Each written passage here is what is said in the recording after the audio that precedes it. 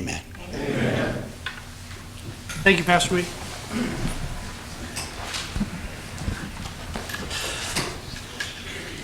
Report out of closed session, City Attorney. Mayor, the council tonight addressed the few issues in closed session. No reportable action was taken. Staff was given direction. Subsequent need items. Mayor, there are no subsequent need items. Approval of agenda is posted or amended. Motion to approve the agenda as posted. Second. Motion by Raymond, second by Kale. Ambrose, Yes. Raymond, Yes. Kale, Yes. Viera, Yes. Creighton. Yes. Mark. Motion passes. Ceremonial matters, Buhack Colony High School varsity football team. We're gonna, myself, Kale, and the rest of the council will come down and join you guys. The coach, where the coach is at? Coach, right here, just the two of you? Okay, meet us over here real quick.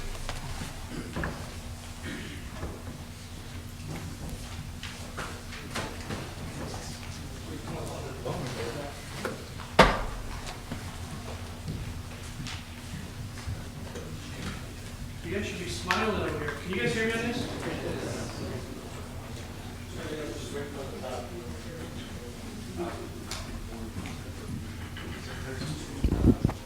Hello? There we go. Okay, that's the bottom switch.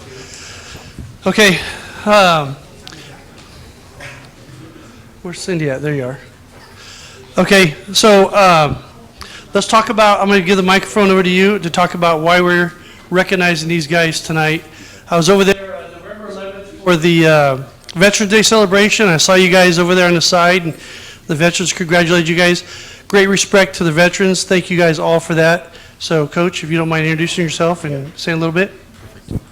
Good evening. My name's Coach Navarra, and I have the pleasure to be the head football coach there at Buhack Colony High School.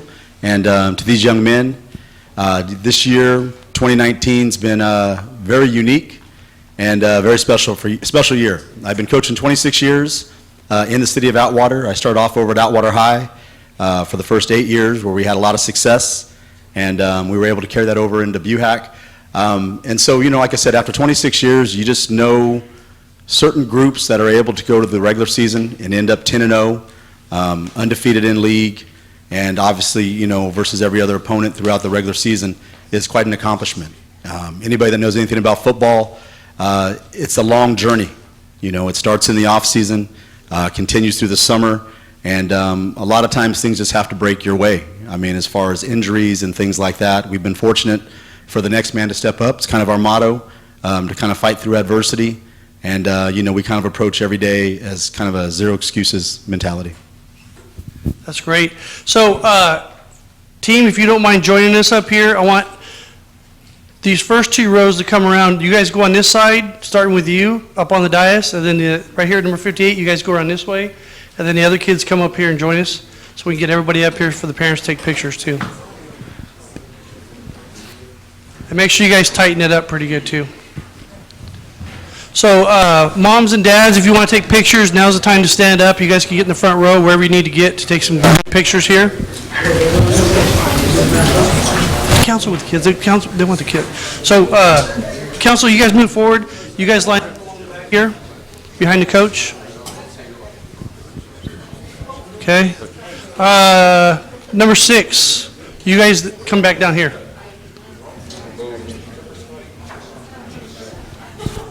Okay, you guys, everybody try to stay in here, so you tall guys get right here in the middle, behind the coach. 71, what's your name? Behind the coach, you're pretty tall. All right, I want everybody in the picture, so get in there up front. You need to move forward. Yeah. We need a team picture. You get over here.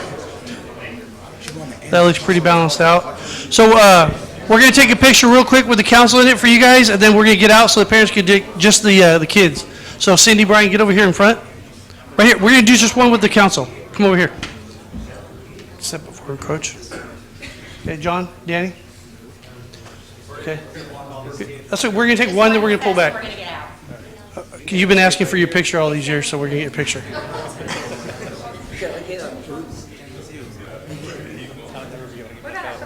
Come on, football players, you can smile. Okay, council, let's get out of the way. What?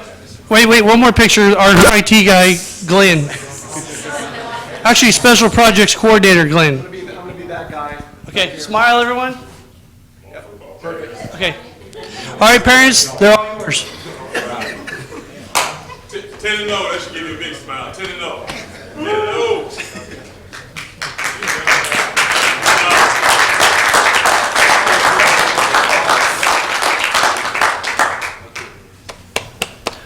Okay, now if you guys want to do individual pictures, whatever, help yourselves, parents.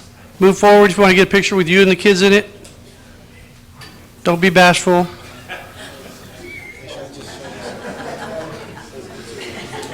No takers? Okay. All right, so, council, let's come back up here. You guys want to say a few words? Councilman Kale? Thank you, is this on? Okay, yeah. Thank you, Mayor. It was a pleasure watching you guys play. I think I've seen you 3 times. And I'm going to a 4th. And I expect to see you guys Friday night, play hard, play great. I know you guys are going to give, or you already give Atwater a sense of pride. So, congratulations. Look forward to you guys just go. Continue on all the way to the championship. Thank you. Councilwoman Vieira, you want to come say a word? Yes. And then Jelon, what was his last name? Jackson. I was actually out there at the football game when he got hurt, so hope you're doing okay at home. I know you're going to do great, so get well soon. Councilman Vieira? Congratulations. These are truly moments that you will remember for a really long time. And not all of high school is about that. There's a lot of it you have to get over later in life. But this is the good stuff. So congratulations. Fun to play, but to achieve the record you've achieved this year is really something special. And when you get our age, you'll look back and say, oh, remember when? And you'll take it with you. I know I have boys that played, and they still talk about years and years later, remember that game we played against Atwater, or we played against Los Banos, remember that one kid? They remember the play and the numbers, and I'm sure you guys will do the same. These are memories you'll treasure forever. So congratulations, you make all of us really, really proud.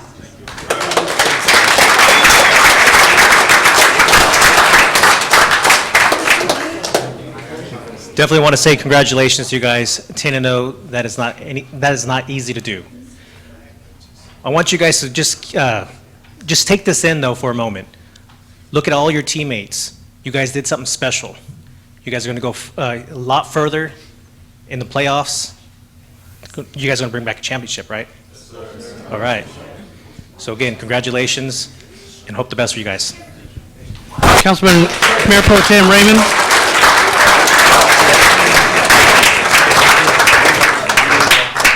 Fun fact you guys don't know, Coach Navarro was my basketball coach in elementary school and my high school football coach. So I just want to say congratulations to you guys, 10-0. You guys are undefeated, which will go down in the record books forever. Keep it up. You did a hell of a job. You made us proud. You're in my district, so it made me even more proud. Good work, guys. Proud of you.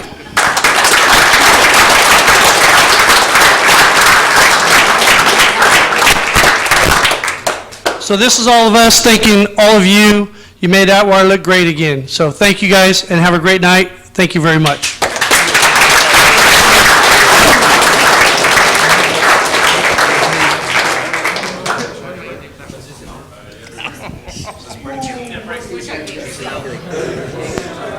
Hey, nominate on 3. 1, 2, 3. Nominate! I got 2 hands.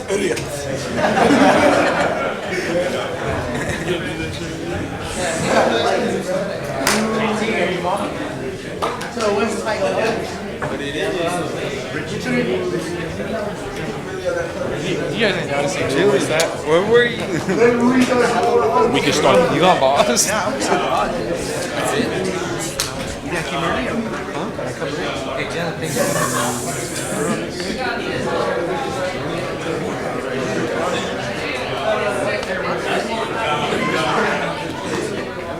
Oh, shoot.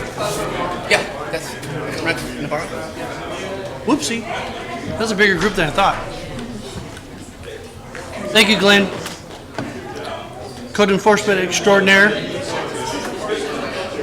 Code enforcement extraordinaire. Cindy. Before we adjourn tonight, you need to see it. You and I worked on this together. We put this together. I just want you to review my you have one. The one that's folded right there. Yeah, no, not talking about it. You and I worked on it. I just want to make sure you see my corrections. Cindy? Yeah.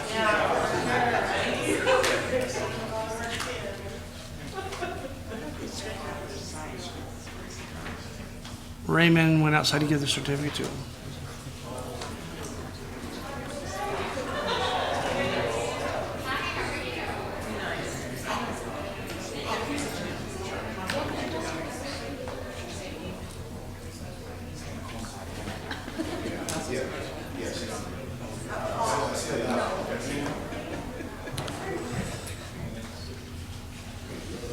Presentations.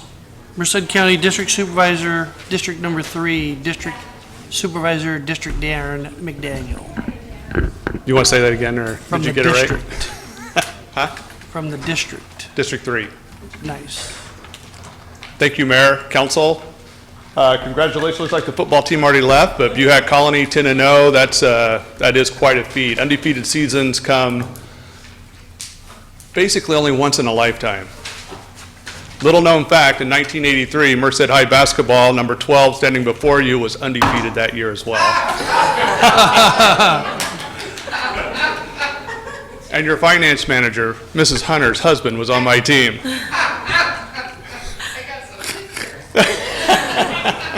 I still want to see those. So just a little known fact. I know I gave you an update not too long ago, being because of the schedules, the way it's going to work out. They asked me to come back and give you an update now. Again, I just want to caution everybody out at Castle. We have a lot of car testing going on, so please just be advised to follow the directions of the signs. If there's caution tape up, please don't cross the caution tape, because there could be a driverless car, and we'd hate to have you become not a statistic, but maybe part of the test.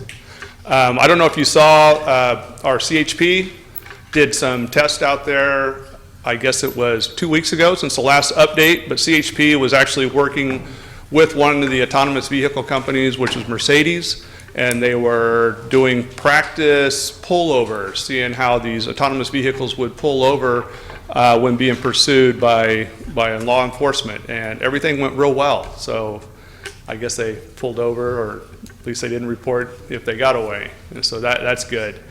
Also wanted to report out, and I think your city attorney knows this, the Board of Supervisors did pass their revenue sharing agreement with the city of Livingston.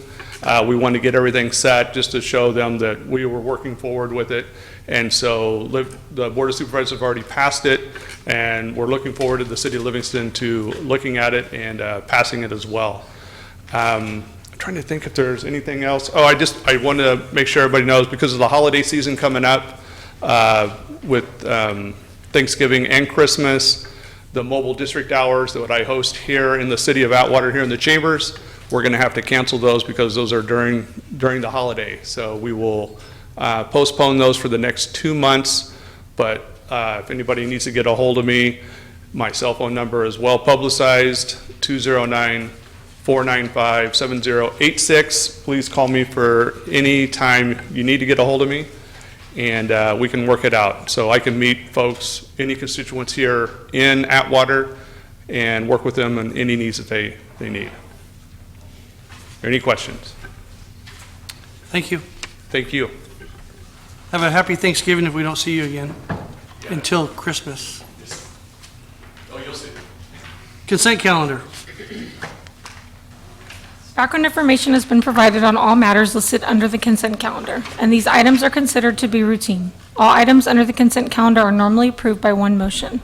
If discussion is requested on any item, that item will be removed from the consent calendar for separate action. Are there any items on the consent calendar that the city council would like to remove or separate for discussion or possible action at this time? Seeing none?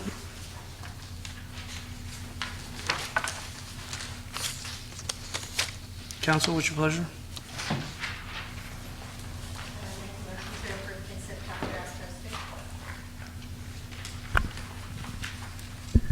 Second. Motion by Viera, second by Ambrose. Viera, Yes. Kale, Yes. No. Raymond, Ambrose, Yes. Creighton, Yes. motion passes. Public hearings?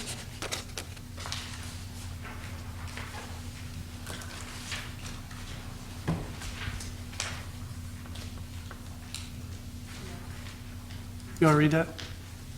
Waiving second reading and adopting ordinance repealing and reenacting Title 15 Buildings and Construction of the Atwater Municipal Code, which adopts by reference the 2019 California Building Code based on the 2018 International Building Code, the 2019 California Residential Code based on the 2018 International Residential Code, the 2019 California Green Building Standards Code, the 2019 California Electrical Code based on the 2017 National Electrical Code, the 2019 California Mechanical Code based on the 2018 Uniform Mechanical Code, the 2019 California Plumbing Code based on the Uniform Plumbing Code, and the 2019 California Fire Code based on the 2018 International Fire Code, the 2019 California Administrative Code, and the 1997 Uniform Code for the abatement of dangerous buildings. General Services Manager Peretta?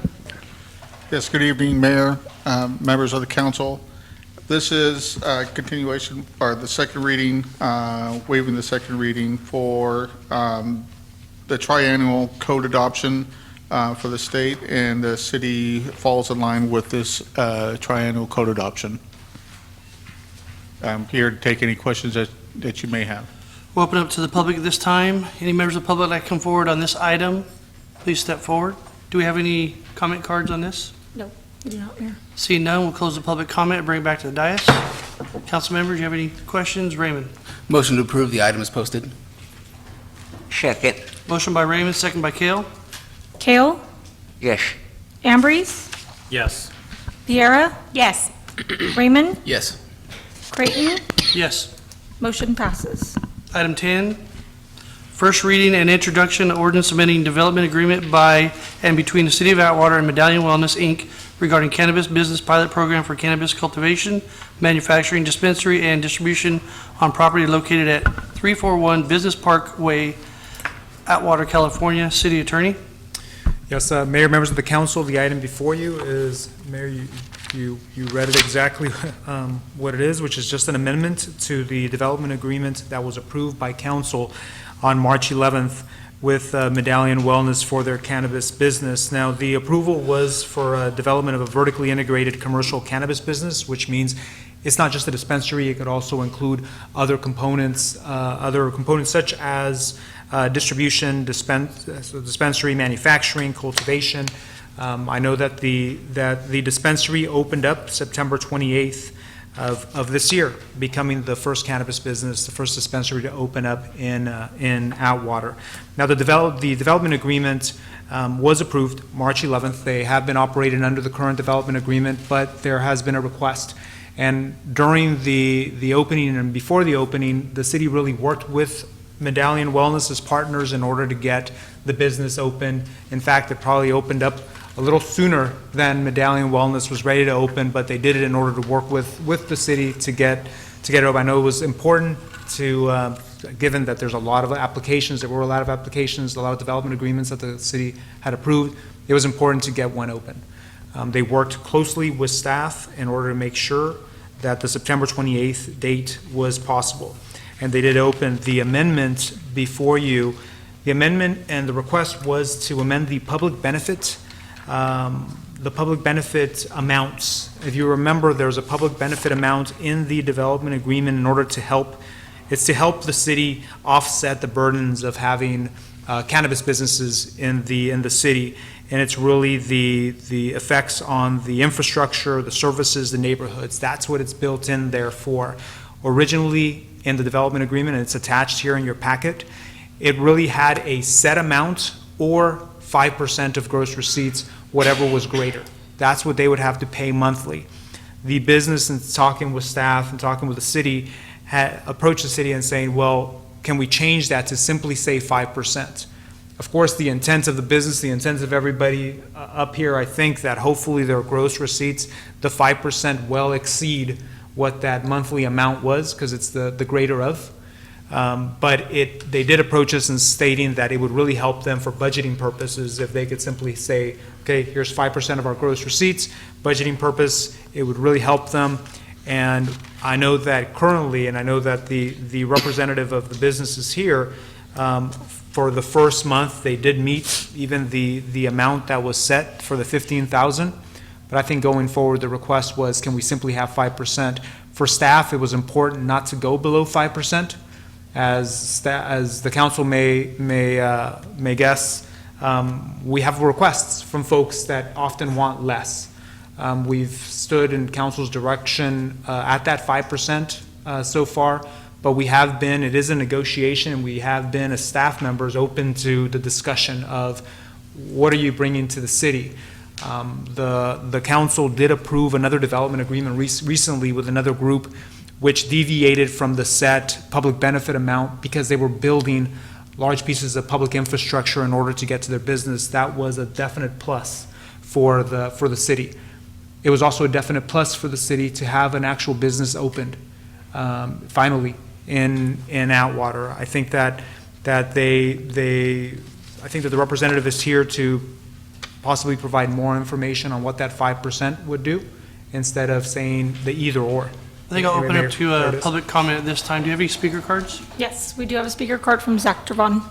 Who? Zach Dravon from Dravon Consulting with Medallion Wellness. Mayor Creighton, members of council, good evening, and thank you for the opportunity to be heard. My name is Zach Dravon, and I serve as general counsel for Medallion Wellness. And I'd ask to please excuse my hoarse voice, starting to lose it, but bear with me through my comments. At the outset of my comments, I want to make clear that our request is not to provide less dollars to the city of Atwater. Ultimately, our goal is to provide as much revenue to the city as we possibly can. We are Atwater's first state licensed cannabis retail, and also the first ever in the county of Merced. With much thanks owed to city leaders and staff members, we've been able to entitle and improve our facility, which is located at 341 Business Parkway, within the industrial business park off Highway 99 near the downtown area. This startup has involved a substantial investment of time and resources by Medallion's principals, who are committed to making the Atwater location, which is Medallion's second store, a premier destination for Atwater residents and members of surrounding communities, including the city of Merced, which is poised to see 4 more retail stores open within their jurisdiction alone in 2020. Currently, Medallion Atwater and Blue Fire in Merced are the only operational retail facilities anywhere in the county. And we're proud to say that the quality of amenities and service at our location are second to none. And we will continue to maintain the high level of products and service in order to stay ahead of our competitors across the region. These investments are already showing promise. With Medallion opening in September, we've had a strong reception in the community and are seeking to continue to invest into promoting the retail storefront and ramping up our delivery operation in order to better serve customers in the immediate area as well as the adjacent markets to drive the growth of the business. And really, this is the core of our request. Right now, the way our development agreement is written, we're beholden to a minimum $15,000 contribution to the city. In our first month's operation, 5% of our gross sales amounted to approximately just shy of $14,000. And so in our first month of business, we're right there. We're already right there. But the market fluctuates, and there's strong competition, not only from our counterparts, our state licensed counterparts in adjacent jurisdictions such as Stanislaus County, City of Modesto, and as I mentioned in Merced, but also unlicensed delivery services that are still operating throughout California. When we executed this agreement, or when we negotiated this agreement rather, 2 years ago, we expected enforcement efforts by the BCC and local regulators to have commenced in earnest. We've not yet seen that. One of the largest marketing platforms for cannabis businesses, Weed Maps, still markets hundreds of unlicensed delivery services. So the competition is stiff, and what we're looking to do is secure our market share early on and continue to invest in the development of the facilities themselves to add distribution, to add manufacturing, and to add cultivation, so that we drive our ultimate revenue to the highest number that we can accomplish. In order for us to do that, we would like to invest any discretionary funds at our disposal into developing the business at this point. Having been in the market for nearly 2 years, we're well acquainted with fluctuating consumer dynamics and trends, as well as with the intense competition operators face. So, You keep going, you're with the client. I appreciate it. So, it's our request tonight that we amend the agreement to alleviate that minimum $15,000 contribution to the city and make it a flat tax of 5%. And I'll prime the county on a request that we're likely to come back with later on as we phase in distribution to avoid double taxation. So the way that the community benefit is structured is 5% of our gross revenues. So every time product changes hands, whether it be product that we grow and then undertake a transaction to our distribution, and then a secondary transaction to move that product into the market, that would be taxed twice, the way the development agreement is currently written. So we're likely to come back and ask for an amendment to avoid double taxation. But at this time, what we're asking the city is to amend the agreement to impose a flat 5% tax so that we can make these investments early on to complete the development, add all of the uses, and really drive our marketing, advertising, and our delivery to gain as much market share as we can and make that 5% number exceed $15,000 a month sooner than later. And with that, I'd open up to any questions you may have, and I thank you for your time. I'm going to let other members of the public come forward, but please remain nearby so if we have any questions for you. Thank you. Any other comment cards? Nope, no comment. Any other members of the public would like to come forward on this item at this time? Seeing none, we'll close public comment, bring it back to the dais. Council, you have any comments, questions, direction? Yeah, I have a couple questions. Go ahead, Cale.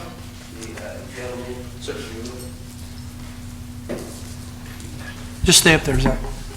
I guess my main question is what, you want us to remove the bottom line of $15,000 and for the first, second, and third component of every time. Any idea why we wanted to put that in there? I think the city was seeking a baseline minimum contribution from the business itself, which we can appreciate and we understood at the time.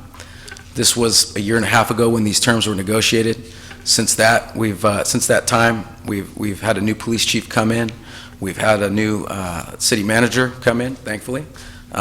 Much credit is owed to Ms. Waterman for getting us up and running. And as I mentioned, we were expecting enforcement against illegal businesses to have really ramped up at the state and local level, and it has not happened.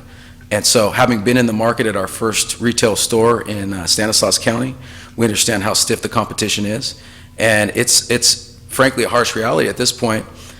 In the event that we're not able to drive sales to seeing $15,000 a month at 5% gross, we're going to be losing money. And if we continue to lose money and we cannot make investments into developing the property and driving revenue from those other uses and driving advertising and marketing to garner that market share, we're going to be in a bad spot. And I understand your thought. I wasn't on the council at that point. Neither was Councilman Ambridge at the point you were talking about it. But I was sitting there in the audience, and I went, "Well, this is a smart idea." Because that 15,000 is going to eliminate the naysayer companies that are coming in. You guys are a big company. How many stores do you have? We have 2 operational, including the store in Atwater. And you're the largest in, is that what you said? You were the largest in the state? No. Oh, okay. No. All right. Not by a long shot. I misheard that then. So you guys are sitting there and Merced is doing similar, if I'm not wrong, right? And now you're asking us to become Kmart. Well, no, No, I'll let you answer. But you're saying take away that 15,000 guaranteed, and we're okay with the 5%. I'm okay with that too, but I'm also okay with the 15,000. I'd love to see you succeed. I don't want to see you get harmed by Joe the grass grower, marijuana grower, who comes in and sets up a shop down the street and undersells you guys. I'd rather see you guys come in and do that. That 15,000 allows you to do that, in my view. Again, we're hoping that the 5% of gross exceeds $15,000 in short order. At this point in time, as we're making these investments up front, to be able to utilize any discretionary funds that fall short of $15,000 at 5% gross, we feel that investing into the development of the business itself, garnering that market share, and driving our vehicle to generate additional revenue with manufacturing and cultivation primarily, it's going to serve the business as well as the city in the long run. And I can see your whole double taxation thing coming with it, and more power to you.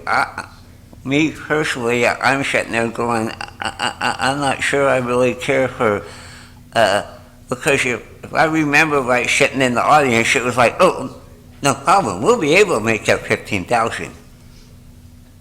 And now you come back saying, I'm not sure. We're good with the 5%, but I'm not sure about the 15,000. I understand, council member. Okay, all right. Pierre?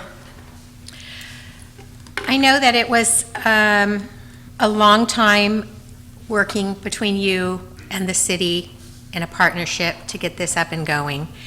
And in my opinion, a partnership tightens our belts together when needed, and they flourish together when needed.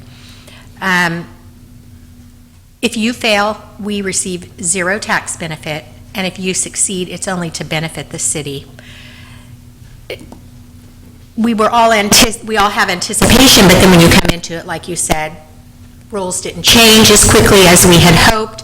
You're here honestly asking us to make an amendment. I think you've brought us a very strong case tonight with a lot of information.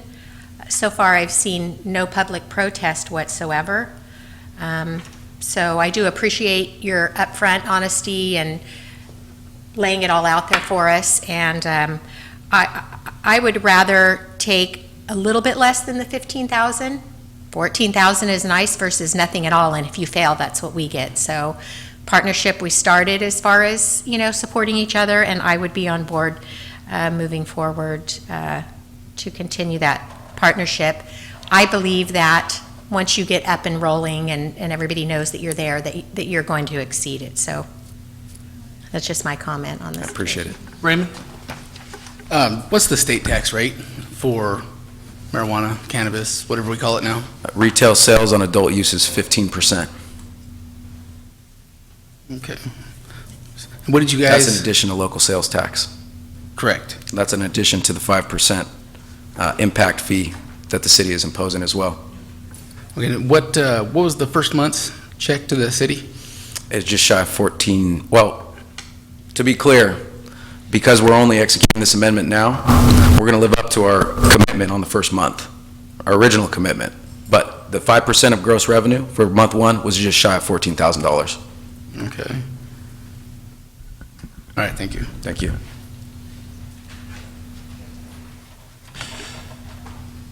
Okay, council? Direction? I'd like to make a motion to approve staff's recommendation as presented. Second. Motion by Vieira, second by Raymond. Raymond? Yes. Ambrice? Yes. Vieira? Yes. Kale? No. Creighton? Yes. Motion passes. Thank you. Reports and presentations from staff. Verbal update regarding code enforcement activities in the city of Atwater. Code enforcement manager Daniel Garcia. Please come to the podium. Council, you have a code enforcement presentation on the dais here, so if you want to pull that out at this time.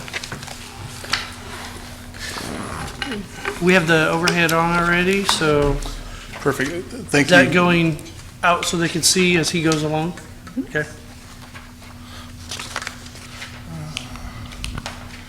Perfect. Thank you for the opportunity to explain, I guess, where we're at. Today's right around 100 days of the program that I started, so it'd be a good representation of the last couple months. The program that I wanted to bring to Atwater, I guess the pillars of the code enforcement, as it was taught to me, is I really focus on owner responsibility for their own properties, but within that is also a lot of education on the code. A lot of people aren't aware of the code, how it applies to their property, so I really focus on that. Historically, a lot of the cleanup around town has been done with city entities, city finances. I really want to shy away with that and again focus on having the owners of the various properties around the city. Yes, Yeah. Go ahead, Raymond. So you're saying the city previously, is it still happening? We're actually going around and cleaning up the messes with city funds? Previously, when I came, I was explained that various cleanups, whether they be abatements, were done by Public Works or city funds to clean up. How that got transferred to the property owners or how that cost was recovered, I wasn't sure, but I knew that work was being done from a city entity to clean up a private property. The environment that I came from, private contractors were hired to do that, to abate somebody's property. So again, in a very rough example, if you had a lot that you didn't have an owner buy-in to clean up, through the citation process, a contractor would be hired and then that cost would be passed on to the property owner. I was made aware that the city was incurring some of these costs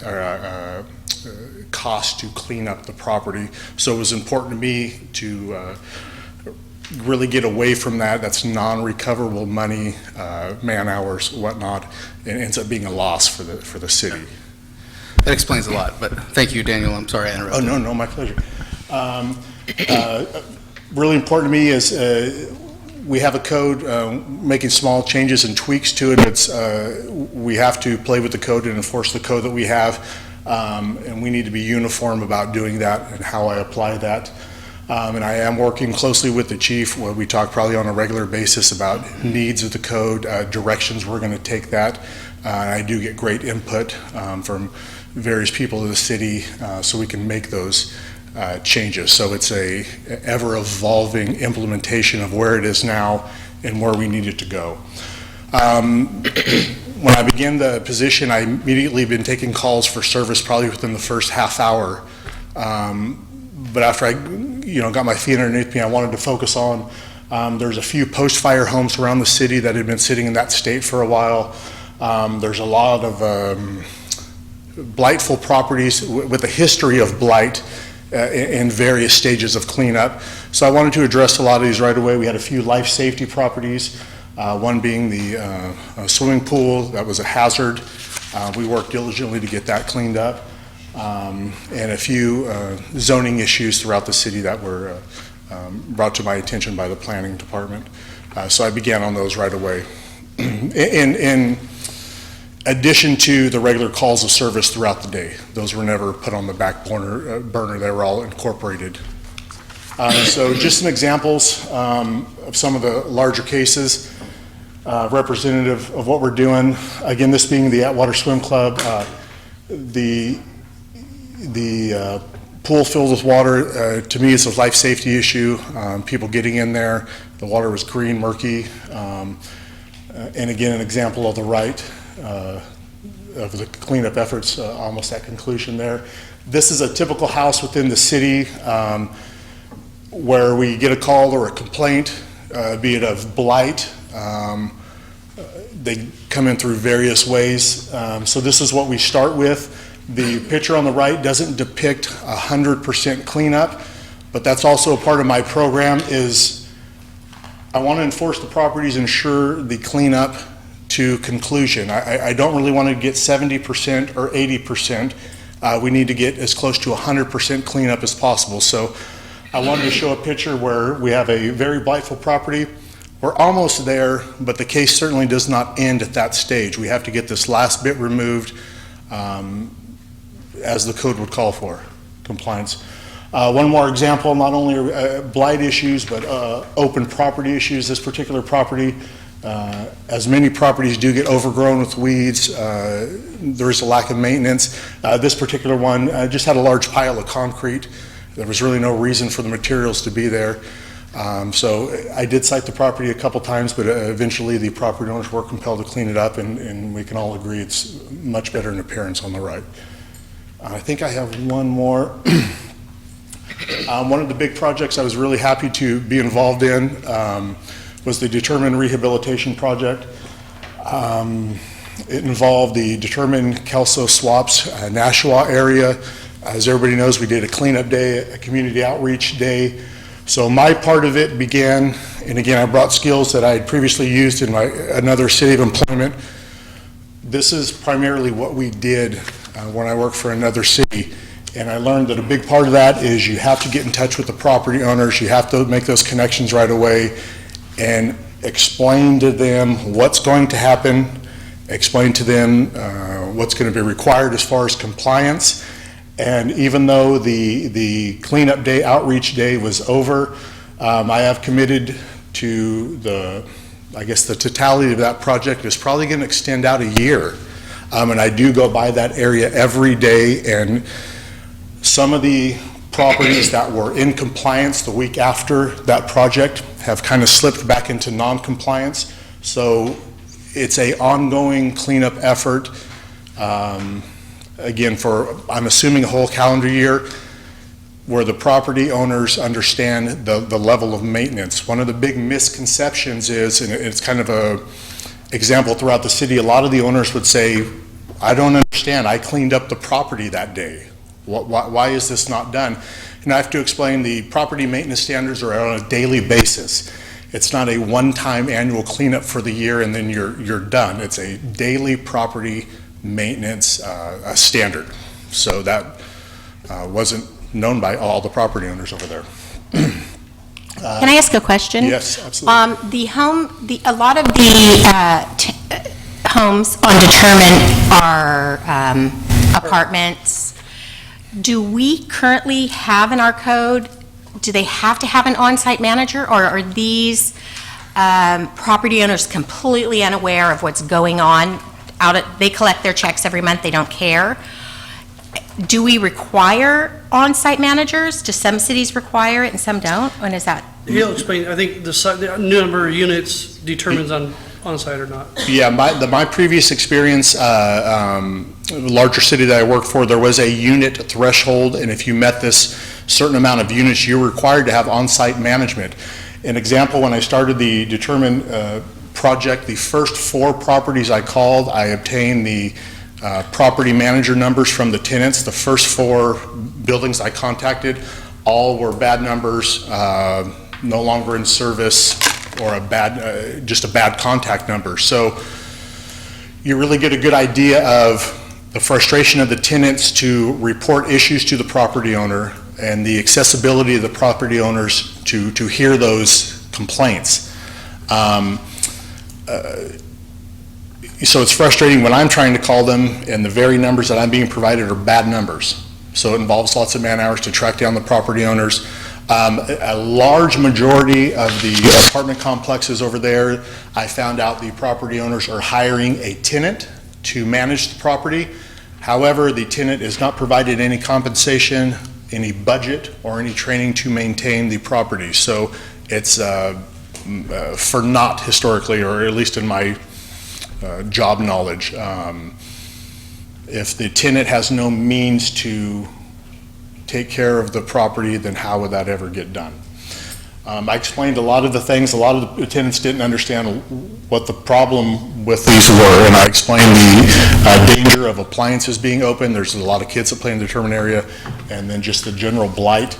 A lot of people didn't know why you could not put a sectional in the trash bin. It seemed like an appropriate place. It was garbage, so we talked about breaking them down. And again, a lot of it has to do with education to the tenants and the property owners. So, and again, that continues daily. But yes, a threshold would be nice down the road if I had a want. If a unit, say, has 8 units or more, it would be nice to have an on-duty or an on-site property management person. Another issue we're currently dealing with, transient homeless issues throughout the city. I do get several complaints on those and try to work actively with the property owners. One thing I do want to, I guess, address quickly would be the displacement. Most of the people I speak with now in one camp or location in the city have been displaced from another area, so we've simply moved this area to another area. Investigation into other transient camps or homeless, I found out that convenience stores are providing certain amenities for them. Could be in an effort to be nice, I'm not sure, but it can be counterproductive to correcting the problem. So my goals for the first quarter, obviously address the calls. I checked on the computer before I walked over tonight, and as of 5 o'clock today, I have 157 cases or actions in various properties around the city. Now, I want you guys to understand that does not include calls for service that turn out not to be code enforcement calls. That does not include AVA matters, various assists, questions.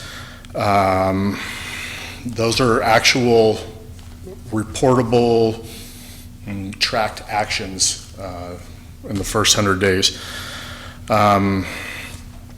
So I want to continue to work on the determined area. I think that's a great project. I think it's going great. So I'm excited to see how we turn out after this year. I think we're really going to have a turnaround in that area. And the tenant buy-in has been great so far. Not heard one complaint whatsoever about it. I am working to get a recording set up with the county. That's kind of a process to get that started. That hasn't been done here at the city, so I am working locally with the various offices within the county building to get that set up. Working with the chief to get policy written on that, so we have a smooth operation into that. Within that, we would also cover various fees and schedules. One thing I work with the chief with closely is manipulating, or not manipulating, but just adding, changing the codes as the city grows, as our needs change. The municipal codes have to change a little bit for an enforcement tool to use, and just expand our AVA program. AVA is done on a daily basis throughout the city. So that's the first 100 days so far. Excellent. Thank you for the update. Council, do you have any questions before we see none? Thank you very much. Perfect. Thanks, sir. City manager reports and updates. I just wanted to briefly let our community know that in response to the article that was published by the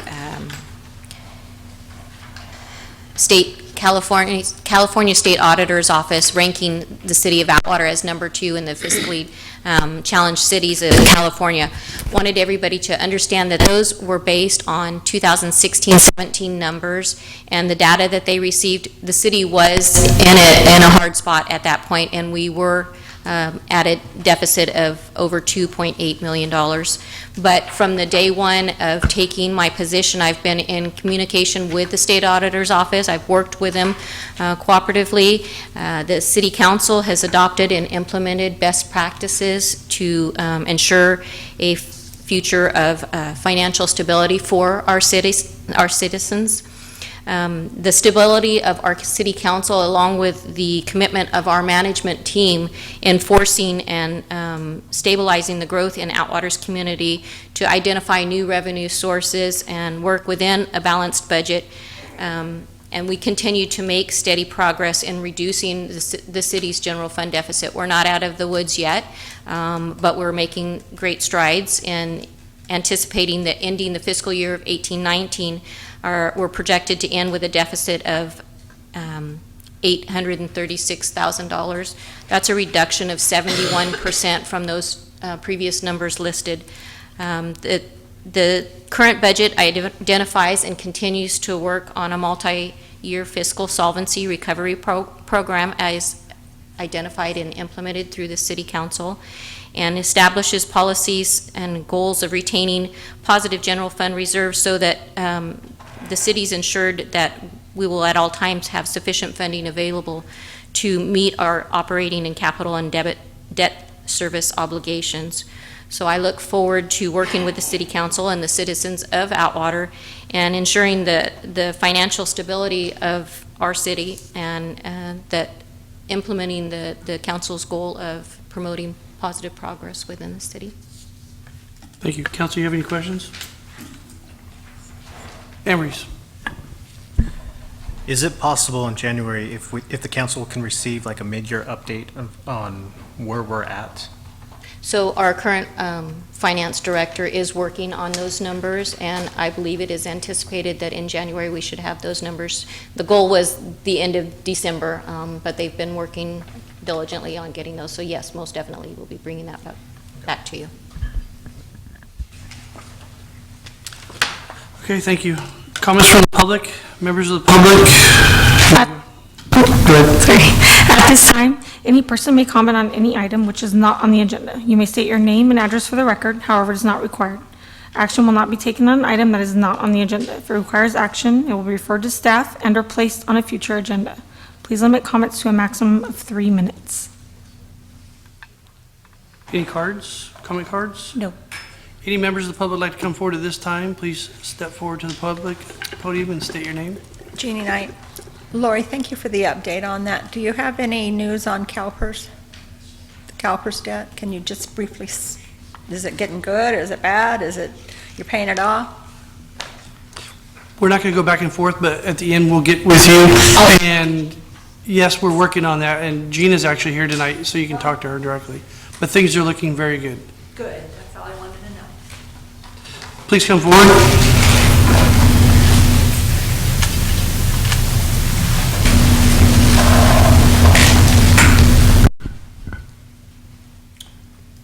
My name is Jim Davis, 380 Manzanita in Atwater.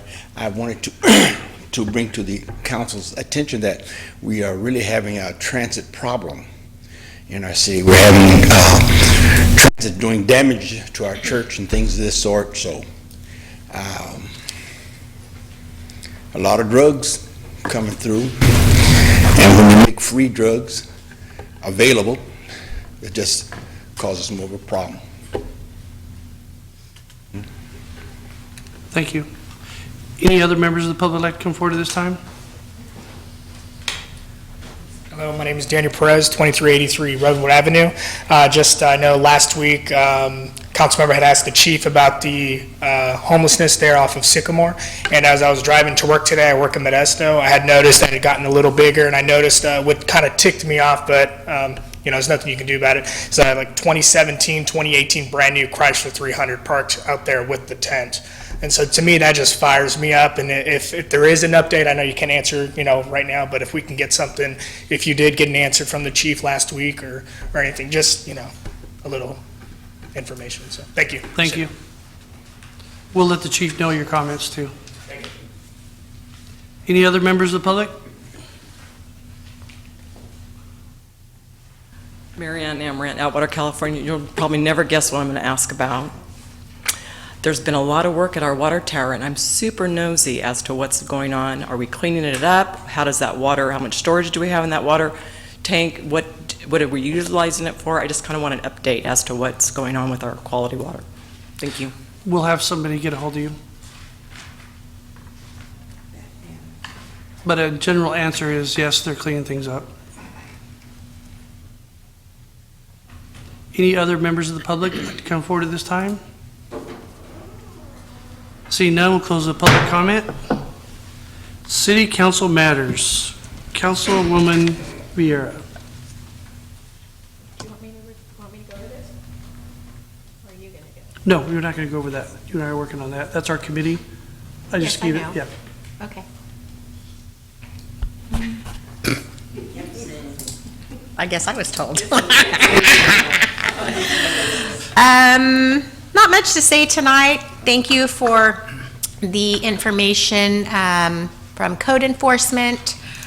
I think things are going very well. It's always been day one, when Daniel started, I sent him the addresses that I've been complaining about over and over and over and over for years. It's nice to see some progress on that. It's always been kind of a pet peeve of mine that a property owner can expect the city of Atwater to provide free property management services, because they don't come and mow my yard for free, so I don't know why we mow their yard for free. Yeah. If you are a property owner, you have to take care of your property. We don't do that for free, and if we take care of it now, we are going to charge you. So I think it's moving in the right direction. Cost recovery leaves money in our general fund to start a new basketball team for the kids, or do There you something go. that's a little more fun for the community. Help clean up our water and make Mary Ann happy.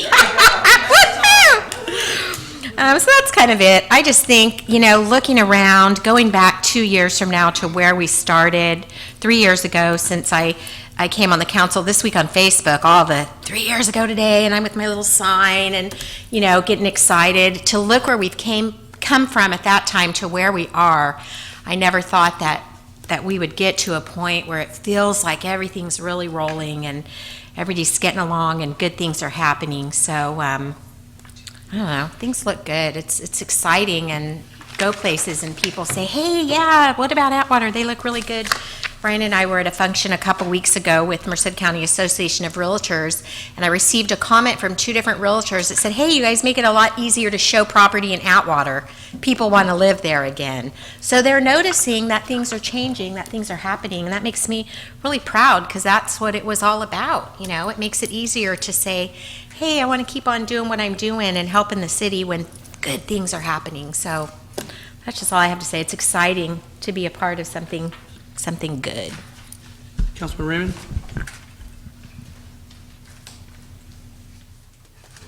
Can I, Danny?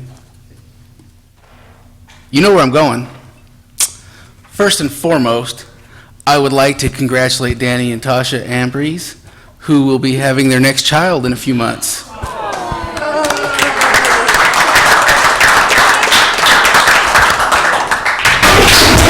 Kaylee's been waiting years for this. Wow, that's so cool. Thanksgiving's coming up. Give thanks, count your blessings. That's all I have. Ambrose? Thank you all for that, especially you, Brian. Yes, my daughter has been waiting a very long time for a sibling. I don't know if I'm ready for this one. Just extending my work years now. First off, I would like to say thank you to all the veterans. I attended the veterans event yesterday, and I was not one of the speakers, but I definitely want to say that I appreciate everything that you guys done. For those of you that may have served us in the audience, for those who served up here, for those who served at home, thank you very much. The holidays are coming. I want to wish everyone safe travels on the road. If you guys are going to leave town to go with family, definitely enjoy whatever tradition that you do during that time. And that's going to be it for me. Councilman Kale? Well, congratulations, Andy and Natasha. That's great. I'm gonna start calling you at 3 o'clock in the morning just so you get used to that. Wake him up. And we had a great turnout yesterday at the Veterans Park to support the veterans. Thank everybody in there, Chief, Fire Department, and everybody who worked. It was a great job. Ernest, you guys did a great job setting that all up and doing everything out there, so that was great. Don't forget Atwater's toy drive that is going on right now with the fire department and police department. Please don't forget that. The Downtown Association is having a tri-tip barbecue drive-through on the 21st of this month, and it will be out of the VFW Hall. Yeah, pickup location, VFW Hall, and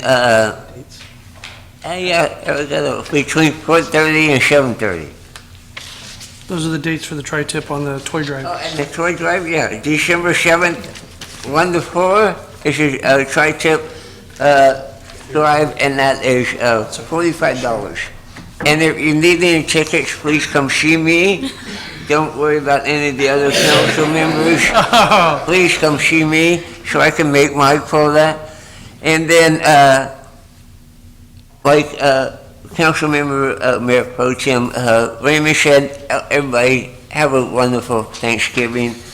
I am thankful for a number of things. I'm thankful for being on this council. I'm thankful for my family, and I'm thankful that I can eat pumpkin pie, and I'm going to eat a bunch of it. So everybody have a great Thanksgiving. Thank you. A few things. We'll start off with our local high schools, Atwater and Buick High. They are doing fabulous this year. It's great to see Atwater on top, sports-wise, dominating everything. Track and field, baseball, we are killing it. We're doing a great job. So that's great positive progress there. And thank you, Buick High, for showing up tonight, showing the town that you got the pride that we need. Also, we're going to be doing, we're not going to make it till December, but Christmas decorations around town, start getting those up. It's good weather. It's going to turn cold in a couple of weeks. 5 Corners, Bobby's Liquor. The 75-foot tall evergreen Christmas tree is decorated. He decorated that for Diwali, the celebration in India where the Festival of Lights, where good triumphs over evil, light over darkness. And he's volunteered to double down for the Christmas holidays. So at Thanksgiving time, at the end of the Thanksgiving meal, he's going to light that up. And we had tentatively have a contractor here in town that's, Bobby wants to put a star, a Christian star on top of that tree for everybody to celebrate Christmas. So please, if you have lights, start putting them up. If you have businesses, start lighting up, get ready for the holidays. I will be going out again this year to judge Christmas tree lights. So hopefully we have a few more houses lit up, and I'm looking forward to giving out a gift card and a Christmas card. That's one of my favorite things to do. Also, Atwater Small Business Saturday, November 30th, 9 a.m. to 3 p.m. at, where's this at? It's going to be a mini golf tournament. So there'll be a mini, talk to Chris Colston at TLC Postal. Then we have, as I said when I became mayor, that I wanted to reach out to the faith-based community in Atwater because putting God back into Atwater is really important. And we have another open house. They're not here tonight to share with us, but the Atwater Ward of the Church of Jesus Christ Latter-day Saints invites you all to open house Saturday, November 16th, 3:30 to 5 p.m., located out on Winton Way, across the street from the Atwater High School. So it's great to see them. And then also, to piggyback on that with the faith-based community, our annual Atwater Christmas Parade will be December 6th. That's a Friday night at 7 p.m., so get there by 5. You want a good seat. The peanut brittle ladies will be there, so if you like peanut brittle, like I get every year, that'll be a great time. There should be a significant improvement this year on downtown with some lighting, because it's kind of underlit, but I think some of the businesses are all going to be pulling together with the Downtown Association, are going to be donating some lights to lighten up our downtown and show off our downtown businesses. So December 6th at 7 p.m., our Christmas parade. So keep your eyes out for that. And I wish everybody a happy Thanksgiving, and thank you for attending. Adjourn.